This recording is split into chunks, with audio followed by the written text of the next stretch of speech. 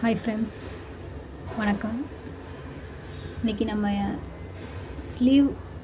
Churidar sleeve stitch பண்ணுறதா இன்றைக்கி பார்க்க போகிறோம்.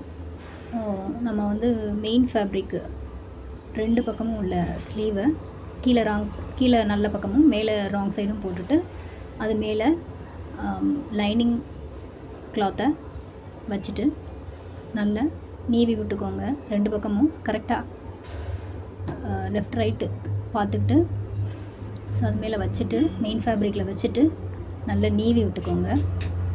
ஸோ இன்றைக்கி வந்து நம்ம சுடிதார் ஸ்லீவை வந்து எப்படி ஸ்டிச் பண்ணுறது அப்படின்றத பார்ப்போம். சிலர் வந்து அந்த ஸ்லீவை மேலே நல்ல பக்கம் வச்சுட்டு அது மேலே லைனிங் கிளாத் வச்சுட்டு மடித்து அப்படியே திருப்பி அடிப்பாங்க. நான் எப்போயுமே என்ன பண்ணுவேன் அப்படின்னா, கீழே லைனிங் மெயின் ஃபேப்ரிக்கையும் மேலே லைனிங்கையும் வச்சுட்டு பெரிய லாங் ஸ்டிச் சுற்றி அடிச்சுட்டு அப்படி தான் நான் வந்து தைப்பேன்.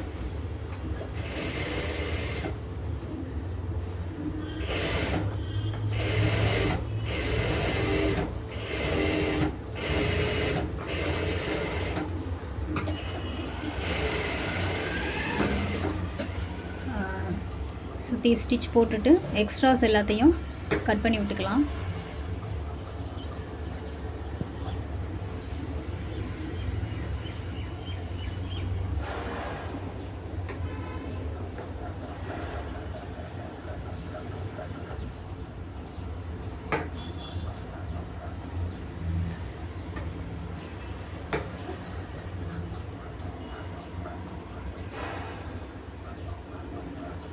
சிசர் ஷார்ப்பாக இருந்தால் ஈஸியாக வந்து வேகமாக நம்ம சுற்றி எக்ஸ்ட்ராஸை கட் பண்ணிடலாம். அடுத்த ஸ்லீவ் எடுத்து அட்டாச் பண்ணிக்கலாம். இதுலேயும் சுற்றி லாங் ஸ்டிச் போட்டுக்கலாம்.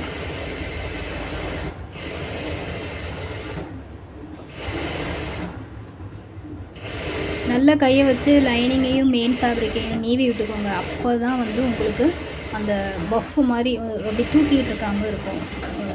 ஸ்லீவ்லேயும் சரி, அந்த பாடி சுடிதார் ஃப்ரண்ட்டு பேக் அடிக்கும்போதும் சரி நல்லா நீவி விட்டுக்கோங்க. இன்னுமே வந்து சுடிதாரில் வந்து கொஞ்சம் லைனிங்கை வந்து மெயின் ஃபேப்ரிக்கில் அட்டாச் பண்ணுறது கொஞ்சம் கஷ்டம்தான். அதை பார்த்து நம்ம ஸ்டிச் பண்ணணும். ஸோ 2 ஸ்லீவ்லேயுமே வந்து நம்ம எக்ஸ்ட்ராஸை கட் பண்ணிவிட்டு எந்தெந்த இடத்துல அர்க்காத்து போடணுமோ அந்தந்த இடத்துல அர்க்காத் போட்டுக்கோங்க.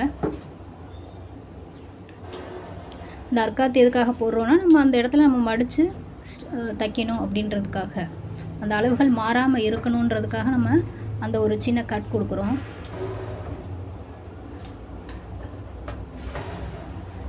ஸ்டிச்சை சின்னதாக ஆக்கிட்டு லாங் ஸ்டிச் வச்சுருப்போம் இல்லையா, அதை வந்து சின்ன ஸ்டிச்சாக மாற்றிட்டு அதுக்கப்புறம் ஒரு 1/4 இன்ச்சுக்கு கீழே மடித்து தைக்கணும்.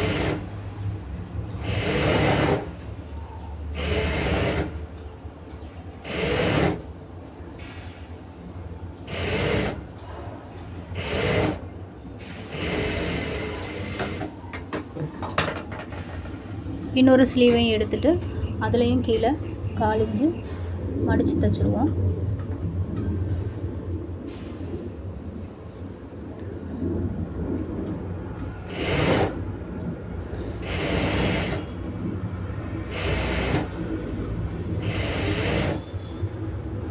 ரெண்டு ஸ்லீவையும் எடுத்து அந்த கைக்குழி ஃப்ரண்ட்டு கரெக்டாக இருக்கா அப்படின்னு லெஃப்ட் ரைட் கரெக்டாக இருக்கான்னு பார்த்து ஒரு தடவை செக் பண்ணிக்கணும். ஏன்னா நம்ம மாற்றி அட்டாச் பண்ணிடக்கூடாது. அதுக்காக அந்த செக் பண்ணிவிட்டு அர்க்காத்தை கரெக்டாக போட்டுக்கணும். ஸோ ஃப்ரெண்ட்ஸ், இது வீடியோ ரொம்ப லாங்காக போகிறனால இதோட நான் ஸ்டாப் பண்ணிக்கிறேன். நெக்ஸ்ட்டு நம்ம அடுத்த வீடியோவில் பார்ப்போம். பிடிச்சிருந்தா ப்ளீஸ் லைக் பண்ணுங்கள், சப்ஸ்கிரைப் பண்ணுங்கள். Thank you friends.